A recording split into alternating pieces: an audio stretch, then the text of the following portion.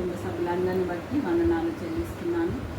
మరి గత 35 సంవత్సరాలుగా నాకున్నటువంటి ప్రతి బాధలో, ఇరుకులో, ఇబ్బందిలో దేవుడు ఎంతగానో స్వస్థతనిచ్చి మరి సర్జరీ ద్వారా ఆ యొక్క బలహీనత పరిస్థితులన్నింటినీ నుంచి విడుదల దయచేసి సంవత్సర కాలం ఆయన సురక్షితమైనటువంటి రెక్కల నీళ్ళు కాచి కాపాడి మరి డిశ్చార్జ్ అయింది మొదలు ఈ నేటి వరకు కూడా ఎలాంటి సైడ్ ఎఫెక్ట్స్, కొందరైతే వామిటింగ్స్ అని, జ్వరం అని, ఒళ్ళు నొప్పులని, అంటే సర్జరీ అయినప్పుడు ఒక 1 వీక్ బాధపడినాను. అది కామన్ ప్రాబ్లం అన్నారు డాక్టర్స్. అది కామన్ జనరల్ ఉంటుంది. ఇంత పెద్ద సర్జరీ అయితే ఈ మాత్రం అన్న పెయిన్స్ ఉంటాయి అమ్మ, అది తప్పనిసరి, దానికి మనం ఏమి ఉండదు, మీరు భరించాల్సిందే అని అన్నారు. కానీ ఈ గుండె దగ్గర ఒక్క చిన్న నొప్పి కూడా లేదు. అసలు అదైతే మిరాకిల్. ఎంత నొప్పి వస్తుందో, ఎంత బ్లడ్ చూడాల్సి వస్తుందో ఏమో అనుకున్నా. నన్ను సర్జరీ మార్నింగ్ 6:30కి థియేటర్లోకి తీసుకెళ్ళిండ్రు. 8కి సర్జరీ స్టార్ట్ చేసింది. 8 అవర్స్ అన్నారు, కానీ 4 అవర్స్కే ఆ యొక్క సర్జరీ కంప్లీట్ అయిందని చెప్పారు. పేషెంట్ మంచిగా సహకరించింది. తన ఆరోగ్యం బాగున్నందువల్ల 8 గంటలు 7 గంటలు అన్న సర్జరీ 4 గంటల్లోనే ముగించినాము. మోనికతోని డాక్టర్ చెప్పిందట, మీ మమ్మీ మంచిగా ఉన్నది, హెల్దీగా ఉన్నది, ఏం ప్రాబ్లం లేదు, ఇంకా 20 సంవత్సరాల బ్యాక్ దేవుడు మీకు శక్తిని ఇచ్చిండు, ఇంకే ప్రాబ్లం ఉండదు, మీరు హ్యాపీగా ఉండొచ్చు అని పాపకు ధైర్యం చెప్పి వెళ్ళిందట. నన్ను అక్కడి నుంచి థియేటర్ నుంచి రూమ్కి షిఫ్ట్ చేసింది. అది నాకేం తెలియదు కదా, మత్తులో ఉంటాయి. 6:30కు నేను థియేటర్లోకి వెళ్ళిన, మళ్ళీ నాకు మెలకు వచ్చేసరికి 7:15 అవుతా ఉన్నది. నేను అంటాను, ఇంకెప్పుడు సర్జరీ చేస్తారు నాకు అని అంటాను. ఆ సిస్టర్స్ వచ్చి వాళ్ళు హిందీలో అంటాను, ఆపే సర్జరీ హోగే అంటాను. మరి ఏం నొప్పి లేస్తలేదు, ఏమైతలేదు నాకు అని అంటే, అయింది నొప్పి తర్వాత ఉంటుంది, మీరు రిలాక్స్గా ఉండండి అన్నారు. అప్పుడు ఇంకా మోనీని పిలిచిండ్రు. తను వచ్చి ఇట్లా చూసి షాక్ అయింది మోని. ఆ పైపులు అవన్నీ ఉంటాయి కదా, అవన్నీ చూసి భయపడి అసలు ఒక నిమిషం కూడా తను ఉండలేకుండా భయంతో ఇట్లా షేక్ హ్యాండ్ ఇచ్చింది, వెళ్ళిపోయింది. ఇంకా తర్వాత ఒక 2-3 రోజులు ఐసీలో ఉన్న తర్వాత రూమ్కి షిఫ్ట్ చేసిండు.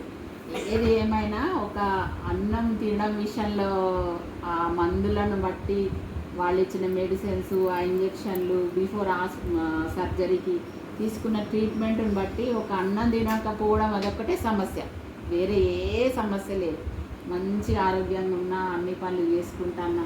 అప్పటికన్నా ఇంకా ఉరికి పనులు చేసుకుంటాను. అప్పుడన్నా కొంచెం ఆయాసపడము, నీరసపడము, చేతనైతే లేదనో, చెమటలు వచ్చి అట్లా ఉండేదాన్ని. కానీ హెల్దీగా ఉన్నా. కాకపోతే ఫుడ్ సరిగా లేకపోవడానికి బక్కగా అయిపోయినా, ముఖమంతా వీక్ కనబడతా ఉంటే అందరు ఫోన్లు చేసి మెసేజ్లు పెట్టి, ఏమైంది ఇంత నీరసంగా ఉంటాను, ఇట్లా కనబడతాను, అయ్యో రిటైర్మెంట్ అయిపోయినా దిగులు పడతానవా, మీ ఆయన పైసలు దిగులు పడతానవా, ఏమైతే ఉన్నదని కొంతమంది మన ప్రియులు, స్నేహితులు అట్లా పలకరిస్తూ ఉన్నారు. కానీ అసలు కారణం అది కాదు, ప్రాపర్ ఫుడ్ లేకపోవడం వల్లనే ఇట్లా బలహీనంగా ఉంటున్నా. ఏంగా నా పని నేనైతే చక్కదిద్దుకుంటున్నా. మరి నేను హాస్పిటల్కి వెళ్ళిన దగ్గర నుంచి డిశ్చార్జ్ అయ్యే వరకు అందరూ కూడా ఈ సంఘము, ఈ సహవాసము, ఈ గుడి, ఆ గుడి అని, ఈ డినామినేషన్, ఆ డినామినేషన్ అని కాకుండా వందల మంది నా కొరకు ప్రతి ఒక్కరు ప్రార్థన చేసి ఉన్నారు. ఒక్కొక్కరిని బట్టి పేరు వస్తున్న వందనాలు చెల్లిస్తున్నాను. కుటుంబ సభ్యులే కానీ, ప్రియులు, ఆత్మీయులు, బంధువులు, స్నేహితులు, ఎవరికి దేవుడు ఏ హృదయం నుంచి ఏ రకంగా సహాయం అందించాలని వాళ్ళు ప్రేరేపించారో ఆ రకంగా అందరూ కూడా సహకారం అందించారు, సహాయం చేసినారు. ఆ విధంగా మరి ముఖ్యంగా మనం మర్చిపోని వ్యక్తి ఎవరంటే రోజ్లిన్ పాపను దేవుడు మరి నాకు ఒక దూతగా, ఒక చెల్లెగా, ఒక స్నేహితురాలుగా, ఆత్మీయురాలుగా అక్కడ ఉండడం వల్ల కూడా మాకు ఎంతో మేలు జరిగింది. నిమిషం ఒక విఐపి ట్రీట్మెంట్ చేసారు. నాకైతే సిస్టర్ల నుంచి, అటెండర్ల నుంచి మొదలు పెడితే పెద్ద డాక్టర్ల వరకు ప్రతి ఒక్కరు వచ్చి నన్ను పలకరించడం, నన్ను చూడడం, గుంపులుగా రావడం. ఏంది ఈమె చూస్తే ఇంతంత ఉన్నది, ఈమెకి ఇంతమంది వస్తానని అందులో రూమ్లో ఉన్న వాళ్ళందరూ పరేషాన్ అవుతూ ఉంటారు. ప్రతి ఒక్కరు వచ్చి అట్లా పలకరించి వాళ్ళు మంచి కౌన్సిలింగ్ చేయడము.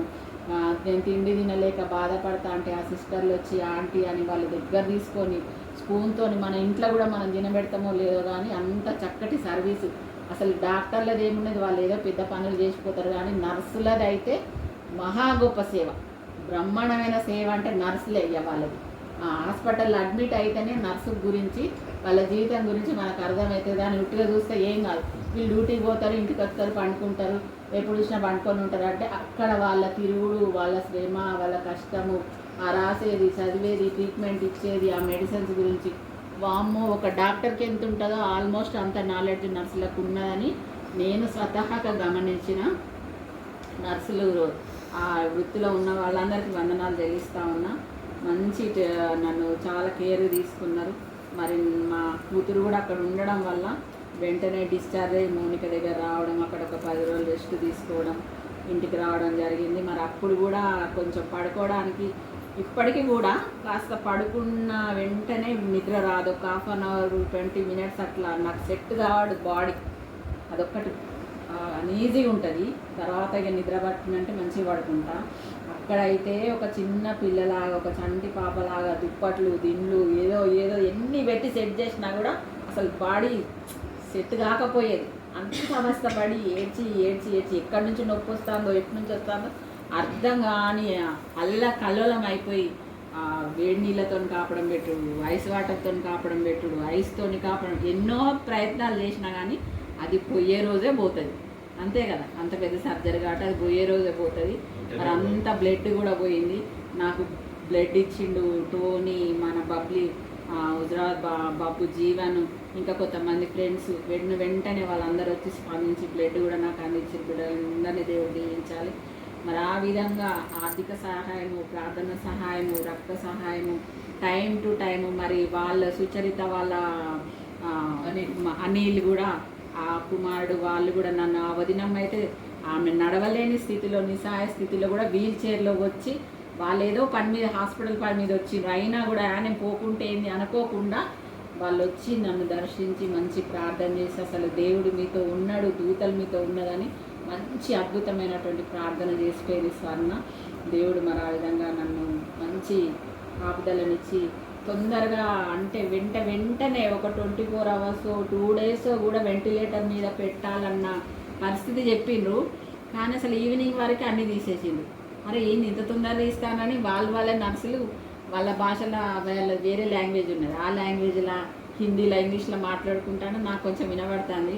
ఇక నేనేం మాట్లాడకూడదని సైలెంట్గా నవ్వి ఊరుకున్నా. అట్లా అయిపోయింది. తర్వాత 2 రోజులకు 3 రోజులకు రూమ్లకు షిఫ్ట్ చేసిండు. అన్నీ ఎంత వెంటనే చేస్తా అంటే వాళ్ళు అడుగుతాను, మీరేమన్నా ఎక్కువ డబ్బులు కట్టిండ్రా, మీరేమన్నా వాళ్ళ చుట్టాలు అవుతారా, మీకు ఎందుకు ఇంత స్పెషల్ ట్రీట్మెంట్ ఇస్తారు, మీకు ఎందుకు తొందరగా అన్నీ తీసేస్తానని పక్కన పేషెంట్లు అడుగుతా ఉన్నారు. అట్లా కాదు, ఈమె మంచిగా స్పందిస్తూ ఉంది కాబట్టి ఆమెకు తొందరగా అన్నీ తీసేసి ఆమె ఇంటికి పంపించడానికి మేము సిద్ధం చేస్తాను అని వాళ్ళు చెప్పింది. అప్పుడు వాళ్ళు అట్లనా, సరే ఓకే మీకేమో మంచిగా చూస్తారు, మాకు మంచిగా చూస్తలేదని వాళ్ళు ఫీల్ అవుతూ ఉన్నారు అన్నట్టు. అట్లా మరి అక్కడ నేను పడక మీద ఉండి అవస్థ పడినప్పుడు తను లేబట్టాలి, కూర్చోబెట్టాలి. ఒకరోజైతే పడిపోయిండు బాబాయ్, మంచం మీద ఇట్లా కూర్చోబోయిండు, అదేదో జారి మొంత జారి పడిపోయి అసలు ఈయన కాలు ఇరుగుతుందా అని భయపడ్డాం నేను. మళ్ళీ వెంటనే సెట్ అయింది. ఇక ఇంటికి వచ్చినాక ఆయన నన్ను లేబట్టాలి, పడుకోబెట్టాలి. మౌనికకు నడుము నొప్పి, అల్లుడు మనల్ని పట్టుకుంటాడా, లేదు ఏంది పరిస్థితి అని ఏడ్చుకుంటా బాబుకి ఫోన్ చేసిన, అక్క ఫోన్ చేసినప్పుడు మరి బాబాని ఇమ్మీడియట్లీ క్షణాల మీద తయారై తను వచ్చి ఒక 4-5 రోజులు ఉండి 2 అన్నదమ్ములు నాకు సర్వీస్ చేసి నన్ను లేబట్టడం, కూర్చోబెట్టడం, పడుకోబెట్టడం, అన్ని పనులు, మార్కెట్కి పోవడం. తను మంచి మంతెన సత్యనారాయణ శిష్యుడు కాబట్టి అన్ని గబగబా చూసులు అవ్యో ఇదోటి చేయడం అట్లా సహకరించి, సరే ఇక తను కూడా పోవాల్సిన పరిస్థితి వచ్చినప్పుడు నాకు ఈ పండుకునుడేందబ్బా, ఈ పండుకును నాకు అసలే నా లైఫ్లో పడుకునుడు అంటే నాకు ఇష్టమే ఉండదు. లేవాలి, నేను తొందరగా నా పనులు నేను చేసుకోవాలని చక్కగా లేచి వీళ్ళు పడుకున్నప్పుడు, వీళ్ళు ఏదో రూమ్లో ఉన్నప్పుడు లేచి ఏదో చిన్న చేసుకునేదాన్ని. అలా నువ్వు మళ్ళీ మొదలు పెట్టినావానే మమ్మీ అని అంటే, ఏం కాదు బిడ్డ, నాకు ఇట్లుంటేనే నేను హ్యాపీగా ఉంటాను. అట్లా నేను కొంచెం నడవడం, ఎక్సర్సైజులు చేసుకోవడం, మందులు వేసుకోవడం. దేవుని దయ వల్ల మార్చి 25కి ఇక్కడికి వచ్చేసినాం. ఇప్పటి వరకు దేవుడు మంచి కాపుదలను ఇచ్చిండు, మంచి ఆరోగ్యం ఇచ్చిండు. మరి నేను భయంకరమైనటువంటి రాత్రులు, ఎన్నో రాత్రులు భయంకరమైనటువంటి దడ, ఆయాసం, నీరసం, భయంకరమైనటువంటి సూదులతో గుచ్చినటువంటి పోట్లు, ఎన్నో వందల వేల సమస్య నేను ఎదుర్కొన్నా చిన్నప్పటి నుంచి కూడా. ఈ హార్ట్ విషయంలో కానీ ఎవరికి చెప్పుకోపోయేది.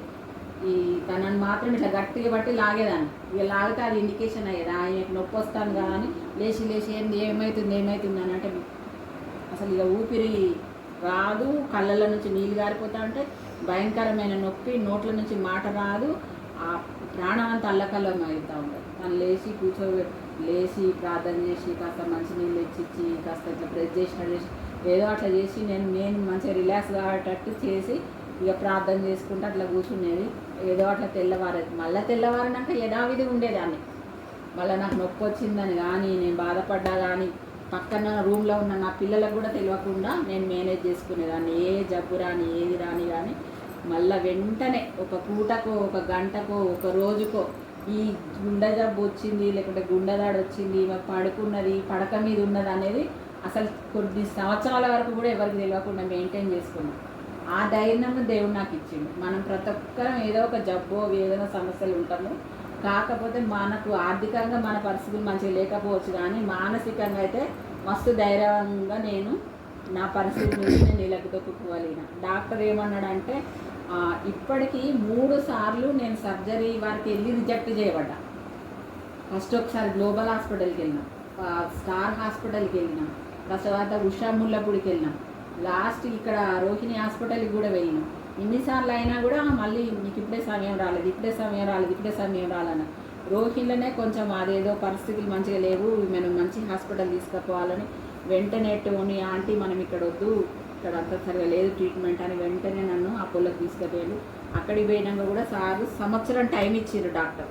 మందులతోని మంచి సంవత్సర కాలం ఉన్నా కానీ ఆ తర్వాత చేతగాకపోవడం బలహీనం నీరసం అయిపోతూ ఉంటే ఇంకా డాక్టర్ పిలిచి అన్నాడు, నీకు చాలా ఓపికన్నదమ్మా, నీకున్న ఓపికన్నది కానీ నీ గుండెకు లేదుగా, అది ఫుల్ ఎన్లార్జ్ అయిపోయింది, అన్ని టెస్టులు చేస్తే భయంకరంగా ఉన్నాయి నీ రిపోర్ట్లు, నీకు ఏదో ఒక సమయంలో కొలాప్స్ అయిపోతుంది, నీ గుండె ఆగి నువ్వు చచ్చిపోవడం ప్రాణం మీదకి వచ్చుడు అవన్నీ ఎందుకమ్మా, నువ్వు మంచిగా ఉన్నప్పుడు చేసుకుంటే తొందరగా కోలుకుంటావు కదా అని నన్ను మీ ఆయనకు డబ్బులు లేకుండా మేము సర్జరీ చేస్తాము, డబ్బులు కట్టి డిశ్చార్జ్ చేసుకొని పోతాడు మీ ఆయన, ఎందుకు మీరు ఇన్ని రోజులు చేసుకోలేదంటే డబ్బులు లేకనే చేసుకోలేదు సార్ అని అంటే ఏం పర్వాలేదు మేమైతే మీకు చేస్తాం అనేసి వాళ్ళు కూడా మంచి ధైర్యం చెప్పారు. ఇక దేవుడా అప్పటికి అవన్నీ సమకూర్చి సహకరించి నడిపించిండు. ఆయనకు ఒకటే చెప్పిన, నేను బ్రతికున్నా చచ్చిపోయినా హ్యాపీగా ఉండాలి, ఆ పిల్లలను చూసుకోవాలి, దేవుడి కూడా అన్ని ఇచ్చిండు, చాలా సంతోషం. నువ్వు ఏడు ముఖం పెట్టుకొని బాధగా విచారంగా దుఃఖంగా నాకు కనబడద్దు, నువ్వు ఆరోగ్యంగా సంతోషంగా నాకు కనబడితే నేను మంచిగా ట్రీట్మెంట్ తీసుకొని నేను హ్యాపీగా ఇంటికి వస్తా అని అదొక మాట చెప్పిన. ఎప్పుడు కూడా హ్యాపీగా ఉండి నన్ను కేర్ తీసుకొని ఇప్పటి వరకు కూడా ఏదన్నా ఇంట్లో తలనొప్పో జ్వరమో ఏదో పరిస్థితులు వస్తే ఇక ఈమె పండుకున్నది, ఆడి మనిషి పండుకున్నది, ఈమెకు సహకరియాలా, ఏం బాధ పెట్టాలా, ఏ శాతగానని అట్లా ఎంతోమంది రకరకాలుగా అంటారు. కానీ ఇప్పటి వరకు నిండింట్లో ఉండి ప్రార్థన పూర్వకంగా ప్రార్థనలో అబద్ధం చెప్పకుండా ఒక్కరోజు కూడా నన్ను రోగగ్రస్తురాల్లాగా కానీ లేకుంటే ఏదో గుండె జబ్బు ఉన్నది మనిషిలాగా కానీ చేతగాందానిలాగా అసమర్థురాల్లాగా ఆయన ఎప్పుడు ట్రీట్ చేయలేదు. తల్లి తండ్రి ఎట్లయితే ఆయనకు అప్పచెప్పిండ్రో ఆ రోజు నుంచి ఈ రోజు వరకు చాలా ప్రేమగా సంతోషంగా చూసిండు. ఇంకా పెళ్ళైన కొత్తలనే నా చనిపోయింది కాబట్టి ఒక తండ్రి ప్రేమను చూపెట్టగలిగిండు. ఇంకా అమ్మ చనిపోయినప్పుడైతే ఇంకెక్కువ ప్రేమగా చూపెడతా ఉన్నాడు నాకు. ఎందుకంటే మా అమ్మ నాన్న ఇద్దరు లేరు కదా, తల్లి అయినా తండ్రి అయినా నేను, పిల్లలు ఉన్నారు కానీ వాళ్ళు దూరంలో ఉంటారు. ఏ క్షణమైనా ఏ పరిస్థితి అయినా ఎలాంటి స్థితిగతులు ఉన్నా కూడా మంచి ప్రేమతోని తను సహకరించిండు. మరి ముఖ్యంగా పిల్లలిద్దరు కూడా దేవుడు నాకు మంచి కుమారుని ఇచ్చిండు. వాళ్ళు కూడా ఇంకా లైఫ్లో ఇంకా సెటిల్ కావాలని నా నిత్య ప్రార్థన ఒక్కటే కోరికున్నది. మరి మంచి అల్లుడిని, ఫస్ట్ అల్లుడే కదా మనకు వచ్చింది, మంచి అల్లుడు ఆత్మీయుడు, మనకి ఎవరో తెలియని వ్యక్తి కాదు, మంచి అల్లుడిని ఇచ్చింది. అందుని బట్టి దేవునికి స్తోత్రం. అదేవిధంగా ప్రణవి కూడా నాకంటే తెలియగలరా. నేను చింటూ విషయంలో జాబ్ విషయంలో నేను ఏడ్చి బాధపడినప్పుడు ఒకనొక సమయంలో జాన్ వెస్లీ రాజమండ్రి బ్రదర్ని నేను కలవడం జరిగింది. బాబు కోసం నేను బాధపడతాను, ఎన్ని రోజులు ఏడుస్తావు, ఎన్ని రోజులు ఎత్తుకుంటావు, వదిలేసాయి ఈ భుజాల మీద నుంచి, నీ కన్నీళ్ళ నుంచి దుఃఖంను దుడిసాయి, నీ భుజాల నుంచి వాడిని వదిలేసి దేవునికి అప్పచెప్పు, దేవుడు పట్టుకుంటాడు అని ఆయన ఒక మాట చెప్పినప్పుడు అప్పటి నుంచి నేను నిత్యంగా ఉన్నా. తర్వాత పరిస్థితులను బట్టి మరి వివాహం ద్వారా ప్రణవి తన జీవితంలోకి వచ్చినాక ఇక నేనైతే నిష్టంగా నిద్రపోతా ఉన్నా. నాకన్నా తెలియగల అమ్మాయి మంచిగా చూసుకుంటున్నది. వారు కూడా మంచిగా లైఫ్లో సెటిల్ కావాలని కోరుకుందాం మనందరం. మరి దేవుడు ఏ చాలామంది అన్నారు, ఏది పరిస్థితి ఎట్లున్నా సంతోషంగా కనబడతావు, హ్యాపీగా ఉంటావు, హ్యాపీగా జీవిస్తావు అంటే మన కుటుంబ సభ్యులతోని కూడా మనం హ్యాపీగా జీవించే పరిస్థితులు కూడా కొన్ని ఉంటాయి. అల్లంతో చికాకున్నా, కోడలతో చికాకున్నా, ఏదో ఒక గలిబీలు ఉన్నా కూడా నా గుండె తట్టుకునే సిట్యుయేషన్ ఉండదు. వాళ్ళు ఏ సిట్యుయేషన్లు ఉన్నా నాకైతే హ్యాపీగా ఉంచుతున్నారు. అది నాకు సంతోషం. నేను కూడా అంతే ఫ్రెండ్లీగా ఉంటున్నా. ఏదన్నా సమస్య వచ్చినా, బాధ వచ్చినా నా కూతుర్నే తిడతా, నా కొడుకునే తిడతా, కానీ స్టిల్ ఇక ఎదురుగానే ఉన్నది. అడగండి ప్రణవిని, ఇంతవరకు ప్రణవిని కానీ టోనీని కానీ నేను ఒక్క మాట నేను అనలేదు, వాళ్ళు నన్ను అనలేదు. ఏది వచ్చినా కూడా మీరే సర్దుకపోవాలని నా పిల్లల్ని గోపడతా ఉంటాను. ఆ విధంగా ఈ సంతోషంగా ఉండడానికి కూడా ఈ 2 కుటుంబాలు కూడా కారణము. మరి నా ప్రజలు, నా అత్తగారి, నా వంశం, వీళ్ళందరి ప్రార్థనలు, సహకారం, దేవుని కృప, మరి చిన్నపిల్లల యొక్క ప్రేమ, సంతోషము, వీళ్ళ పాటలు. ఇప్పుడు పాట రాస్తుందట, ఆశ్చర్యం, పాట రాస్తూ ఉంది జని పాప. మరి ఇంత మంచి చక్కని పిల్లలను మనకు దేవుడు ఇచ్చినందుకు ఇంకా సంతోషంగా జీవించి అనేకులకు ఆశీర్వాదకరంగా ఉండాలన్నదే నా యొక్క సాక్ష్యం.